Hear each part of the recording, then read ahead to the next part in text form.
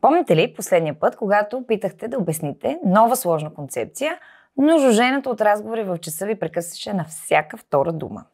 Не познавам колега учител, който да не знае от първо лице колко предизвикателно може да бъде управлението на клас пълен с ученици, които не спират да говорят. Затова в днешното видео от поредицата Вие питате, преподаваме БГ отговаря, ще ви покажа 4 стратегии за справяне с говоренето в час и превръщането й в смислен, фокусиран и по същество разговор. Преди да мина към конкретните съвети, ми се иска да отбележа, че каквато и да е емоцията и причината зад неспиращите приказки, едно е ясно. Това е сигнал, който не бива да игнорираме. Но и нека не забравяме, че една тиха класна стая също може да е повод за сериозни притеснения. Особено когато тишината е в резултат на липса на въпроси, дискусии или критично мислене. Ключови елементи на дълбокото учене. Затова е важно да намерим баланс. Да поощряваме разговорите, като едновременно с това ги управляваме по начин, който подпомага активното учене един от друг. Но как се постига това? Нека да ви споделя 4 идеи, които може да опитате до края на учебната година. Започнете с въвеждането на стратегия светофар. При нея зеленото означава приемливо шумна работа в групи, жълтото е за ниско ниво на шум при работа по двойки, а червеното е за пълна тишина при самостоятелна работа. Това визуално напомняне помага на учениците да се саморегулират и е особено полезно за по-малките ученици в начален етап, тъй като им помага да разберат какви поведения се очакват от тях в различните учебни ситуации.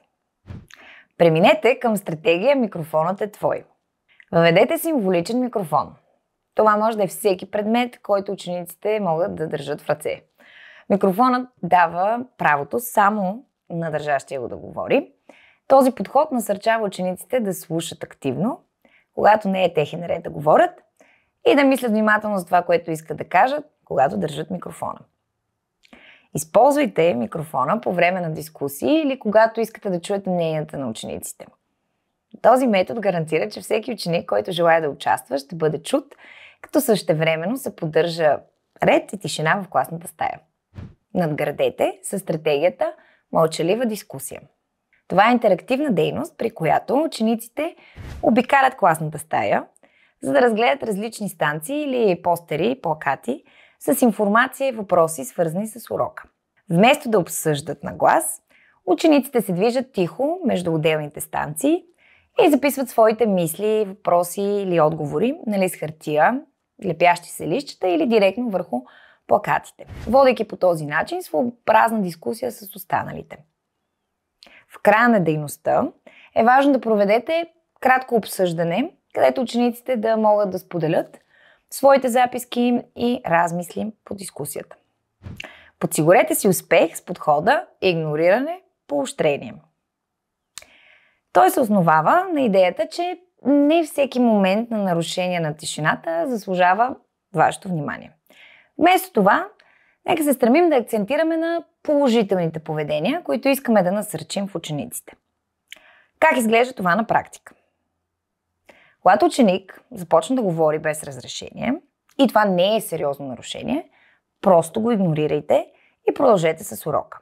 Знам, че това може да е трудно на първо време, но си заслужава да опитате, защото това показва, че провокативното поведение няма да доведе до реакция от ваша страна. Едновременно с това е много важно, веднага щом забележите ученик или група ученици, които следват правилата и показват очакваното поведение, да отделите време да го отбележите публично. Можете да използвате похвала, да дадете стикер или други малки награди, като знак на признание.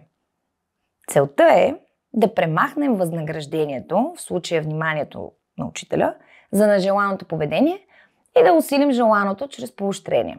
С времето учениците започват да асоциират спазването на правилата и доброто поведение с положителни неща, което води до по-спокойна и продуктивна среда за учене. Ключ към успеха при всяка една от тези стратегии е консистентността. Учениците трябва да разберат какви са очакванията за тяхното поведение и какви са възможните награди за спазването им.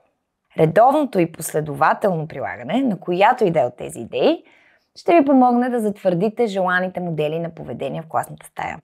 Споделете с нас в коментарите под видеото как вие поддържате добрия тон на разговорите в час. Ако искате още подобни видеа с практични съвети за класната стая, абонирайте се за нашия канал.